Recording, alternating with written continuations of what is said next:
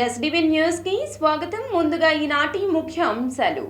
కృష్ణా నదిలో ఈతకు వెళ్లి ముగ్గురు చిన్నారులు మృతులు పటమట వాసులు. శోక సంద్రంలో మృతుల కుటుంబ సభ్యులు. 42వ డివిజన్లో పర్యటించిన వైసీపీ నేత ఆసిఫ్. రానున్న ఎన్నికల్లో పేదలు పెత్తందారుల మధ్య యుద్ధం జరగనుందని వెల్లడి. భ్రమరావతి కథలు పుస్తకాన్ని ఆవిష్కరించిన ఏపీఎస్ఎఫ్ఎల్ చైర్మన్ గౌతమ్ రెడ్డి. అమరావతి పేరుతో వేల కోట్ల రూపాయల ప్రజాధనాన్ని చంద్రబాబు లూటీ చేశారంటూ ధ్వజం. ఈ నెల 31న సీఎం జగన్ అధ్యక్షతన మంత్రివర్గ సమావేశం. వచ్చే నెలలో అసెంబ్లీ సమావేశాల్లో ప్రవేశపెట్టిన బడ్జెట్పై చర్చించనున్న మంత్రివర్గం.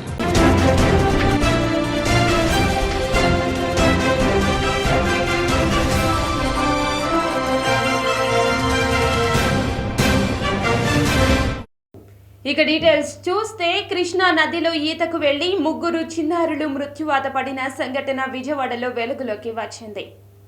ఆ చిన్నారులపై తల్లిదండ్రులు పెట్టుకున్న ఆశలన్నీ నీట మునిగాయి.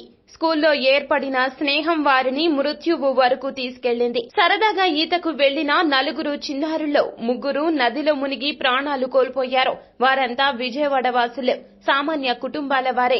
విజయవాడ పట్టమటకు చెందిన నాగసాయి కార్తిక్, ప్రశాంత్, యనమల కుదురుకు చెందిన గగన్, కానూరు సనత్ నగర్ కు చెందిన షారుఖ్ స్కూల్లో స్నేహితులు.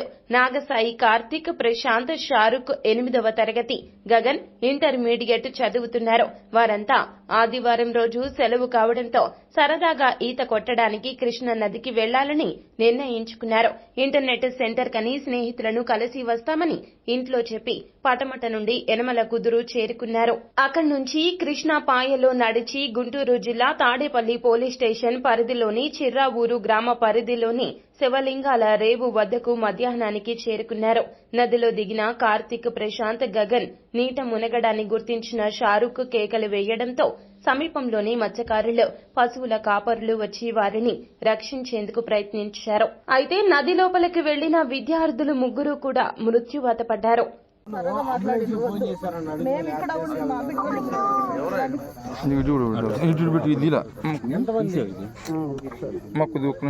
ఒకసారి తప్పమ్మా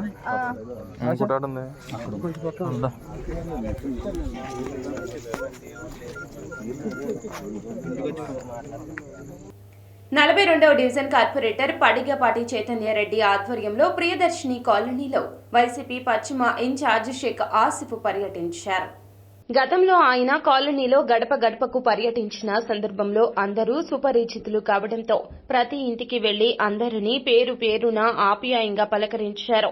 కాలనీలో ఏమైనా సమస్యలు ఉంటే స్థానిక కార్పొరేటర్ చైతన్య రెడ్డికి తెలియచేయాలని, తద్వారా వాటిని పరిష్కరించేందుకు తాము కృషి చేస్తామంటూ కాలనీ వాసులకు సూచించారు. ఈ సందర్భంగా సీఎం జగన్ ఇచ్చిన సిద్ధం పిలుపును పురస్కరించుకుని ఏర్పాటు చేసిన కేక్ ను ఆయన, కార్పొరేటర్ చైతన్య రెడ్డి పార్టీ నాయకులతో కలిసి కట్ చేశారు. విజయవాడ పశ్చిమ నియోజకవర్గం 42వ డివిజన్ 127వ సచివాలయం పరిధిలో గడప గడప కార్యక్రమానికి అన్ని ఏరియాలో వెళ్ళి సమస్యలు తెలుసుకుంటున్నాం. ఇక్కడంతా ప్రియదర్శిని కాలనీలో మాకు సమస్యలు అయితే ఏం లేవు. ప్రతి ఒక్కళ్ళు కూడా స్వచ్ఛందంగా ముందుకు వచ్చి బ్రహ్మరథం పడుతున్నారు. ఏదైతే సంక్షేమ పథకాలు ఉన్నాయో ఆ సంక్షేమ పథకాలు అందరికీ అందుతున్నాయి. అమ్మఒడి, చేయూత, ఆసరా అన్ని పథకాలు మాకు వస్తున్నాయి అయ్యా.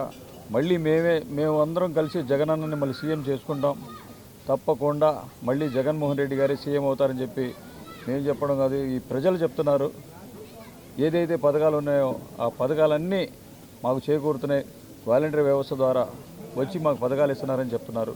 అలాగే ఇక్కడ ఉన్న వాటర్ ఈరోజు ప్రతి గడపకి మన ఆసిఫ్ అన్న అని చెప్పేసి కార్యక్రమం మొదలుపెట్టారు. అందులో భాగంగా ఈరోజు మరి మా 42వ డివిజన్లోని 127వ సచివాలయం పరిధిలో మరి ఆసిఫ్ గారు పర్యటించడం జరుగుతూ ఉంది.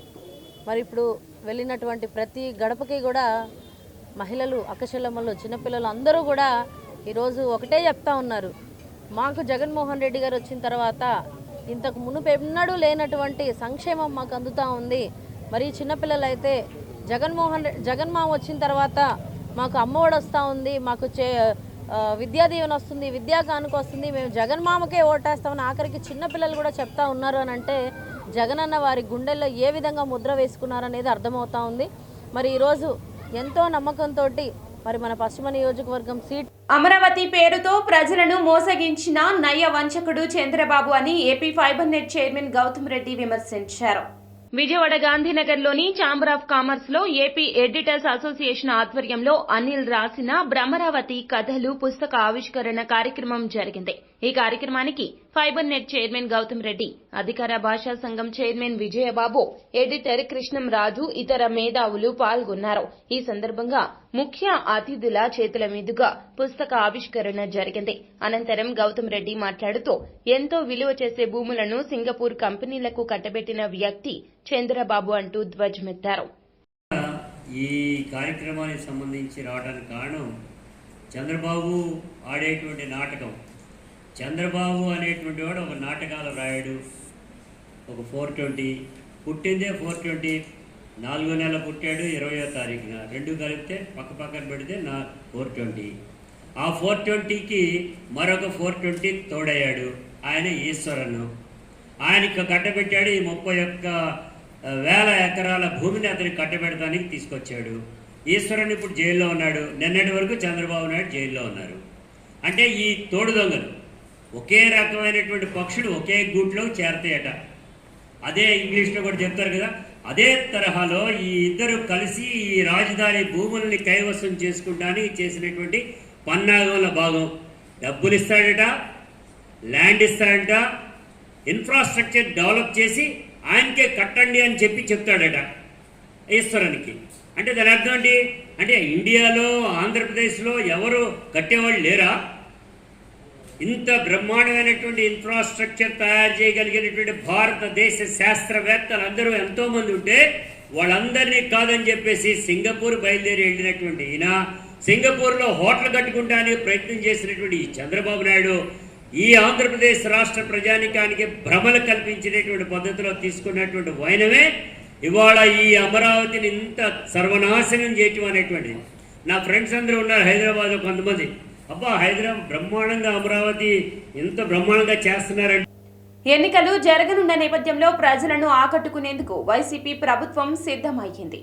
ఈ నెల 31న సీఎం జగన్ అధ్యక్షతన ఏపీ మంత్రివర్గం సమావేశం కానుంది. వచ్చే నెలలో అసెంబ్లీ సమావేశాల్లో ప్రవేశపెట్టే బడ్జెట్పై చర్చించనున్నారు. వచ్చే నెలలో వైసీపీ ప్రభుత్వం అమలు చేయనున్న కొత్త పథకాలు అలాగే జగనన్న కాలనీలకు సంబంధించిన అంశాలపై వారు చర్చించనున్నారు.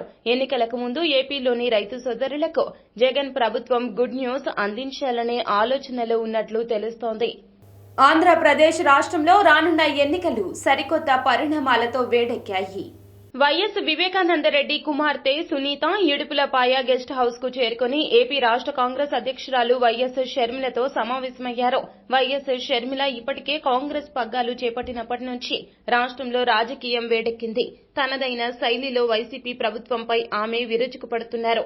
ఈ నేపథ్యంలో వైఎస్ షర్మిలతో వివేకానందరెడ్డి కుమార్తె వైఎస్ సునీత భేటీ కావడం ప్రాధాన్యతను సంతరించుకుంది.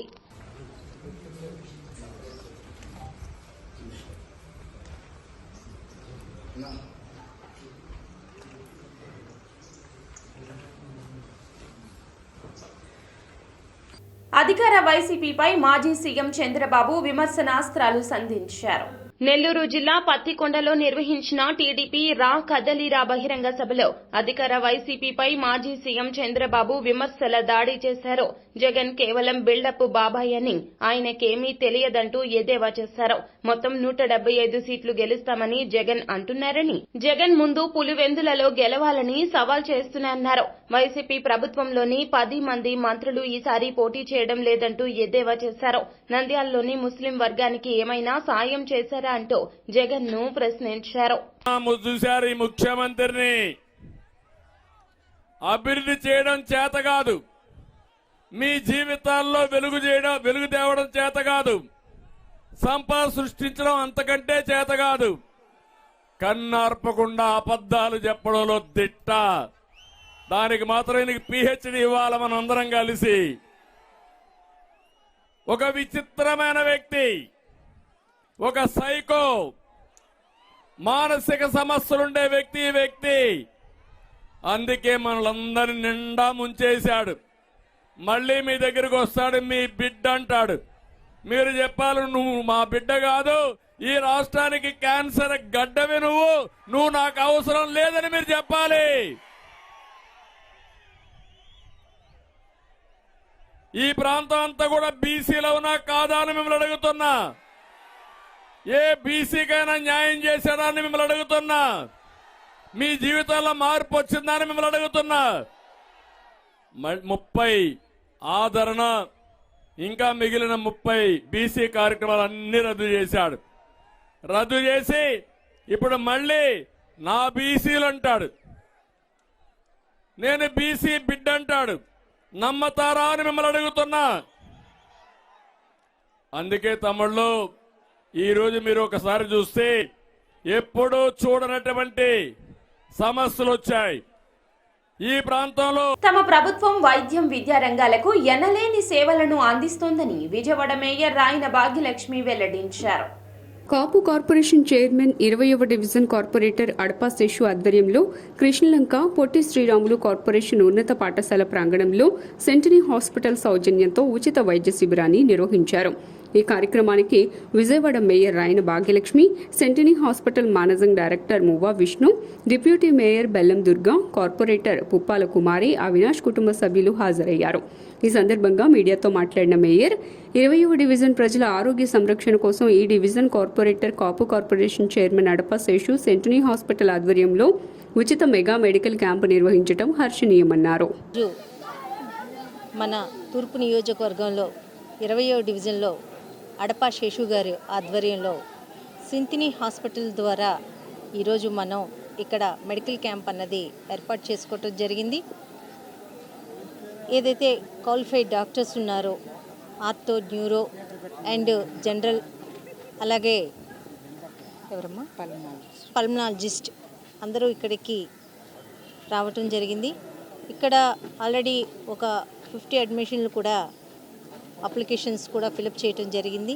చక్కగా ఈ కృష్ణలంక ప్రాంతంలో ఎవరైతే ఉన్నారో ప్రజలు అందరూ వచ్చి ఇక్కడ సంతని ఏదైతే 20వ డివిజన్లోని ఏపీఎస్ఆర్ఎం స్కూల్లో అడపా శేషు గారు కాపు కార్పొరేషన్ చైర్మన్, మన స్థానిక కార్పొరేటర్ గారు ఆధ్వర్యంలో సెంతినీ హాస్పిటల్ వారి సహకారంతో ఈరోజు సెంతినీ హాస్పిటల్ ఉచిత వైద్య శిబిరం ఏర్పాటు చేయడం అనేది. దీనికి ముఖ్య అతిథిగా మా యొక్క నగర మేయర్ గారు రాయన భాగ్యలక్ష్మి గారు, మరియు 21వ డివిజన్ కార్పొరేటర్ మరి సీనియర్ అయిన పుప్పాల కుమారి గారు, మరియు ఏదైతే దేవినేని అవినాష్ గారి నాయకత్వంలో వారి బావగారైన సిద్ధార్థ్ గారు, మరియు మాజీ కార్పొరేటర్ పల్లెం రవి గారు, మరియు మహిళా నాయకురాలైన జ్యోతి గారు, మరియు అందరం కూడా డివిజన్ పెద్దలందరం కూడా పాల్గొని కృష్ణలంక ప్రాంతంలో సెంటనీస్ హాస్పిటల్ వారి ఆధ్వర్యంలో మరి మా ఇన్ఛార్జ్ వర్యులు దేవినేని అవినాష్ గారి నేతృత్వంలో ఈ కార్యక్రమం ఇక్కడ నిర్వహించడం జరుగుతూ ఉంది. మీరు గత 4 సంవత్సరాలుగా ప్రజల వద్దనే ప్రజలకు ఏ విధమైనటువంటి సౌకర్యాలు కల్పించాలి, ప్రజలకి పేద బడుగు బలహీన వర్గాలకి ఏం చేస్తే బాగుంటుంది అని నిరంతరం ఆలోచించేటువంటి ముఖ్యమంత్రి గారు వైఎస్ రాజశేఖర రెడ్డి గారు, అదే వైఎస్ జగన్మోహన్ రెడ్డి గారు.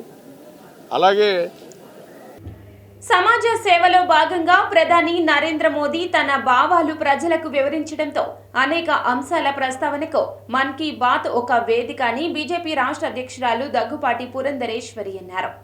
విజయవాడ పూర్ణానందంపేటలో మైనారిటీ మోర్చా ఆధ్వర్యంలో ప్రధాని మోదీ మన్ కీ బాత్ వీక్షించే కార్యక్రమాన్ని ఏర్పాటు చేశారు. ఈ కార్యక్రమంలో పాల్గొన్న పురంధరేశ్వరి మాట్లాడుతూ ముస్లిం మహిళల సమక్షంలో మన్ కీ బాత్ వీక్షించడాన్ని గర్వపడుతున్నానని పేర్కొన్నారు. ప్రధానమంత్రి నరేంద్ర మోదీ భారతీయ గ్రామీణ ప్రాంతాల్లో యువత సాధిస్తున్న విజయాలు ప్రస్తావిస్తున్నారన్నారు. మన్ కీ బాత్ ద్వారా దేశవ్యాప్తంగా మన సంస్కృతి వైభవం కూడా ప్రధాని నోట అనే అవకాశం కలుగుతుందన్నారు. గత వైభవం, భవిష్యత్తులో మనం సాధించబోయే విషయాలు తెలుసుకుంటున్నామన్నారు. రాజకీయాలకు అతీతంగా భారతీయులందరూ ప్రతి నెల చివరి ఆదివారం ప్రధాని నిర్వహించే మన్ కీ బాత్ ను వీక్షించాలన్నారు. సంఘటన యావత్ భారతదేశం కూడా దాన్ని చూసేటువంటి అవకాశం ఉంటుంది. ఇది ప్రధాని నరేంద్ర మోడీ గారు భారతీయులందరితోటి కూడా వారు సంపాదించేటువంటి కార్యక్రమం మన్ కీ బాత్, అంటే మనసులోని మాట అని చెప్పి దీనికి నామకరణం చేయడం జరిగింది.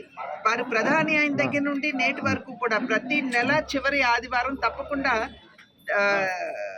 దేశవాసులతోటి వారు తన మనసులో ఉన్నటువంటి ఆలోచనలు ఏవైతే ఉంటాయో, అదేవిధంగా సమాజానికి దేశానికి ఉపయోగపడేటువంటి అనేక విషయాలు వారు భారతీయులతో పంచుకోవటం మాత్రమే కాకుండా భారతీయులకు కూడా ఒక స్ఫూర్తినిస్తారు, మీరు ఏ విధంగా ముందుకు వెళ్ళొచ్చు అని.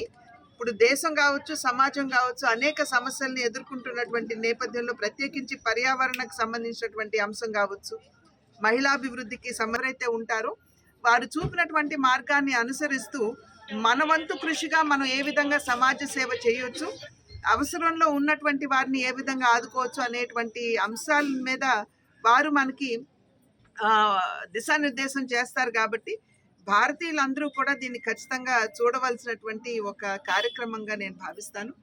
ఇవాళ చూసినట్లయితే నేను ఇవాళ పూర్ణానంద పేటలో ఇవాళ నేను ఇక్కడ ఉన్నటువంటి మైనారిటీ సోదరిమణులందరితో కూడా ఈ యొక్క కార్యక్రమాన్ని వీక్షించడానికి ఇక్కడ రావడం జరిగింది. పేదల కోసం ప్రధాని నరేంద్ర మోదీ ప్రవేశపెట్టిన పథకాలను క్షేత్రస్థాయిలో ప్రజల వద్దకు తీసుకువెళ్తామని నియోజకవర్గ కన్వీనర్ నూతలపాటి బాలకోటేశ్వరరావు అన్నారు.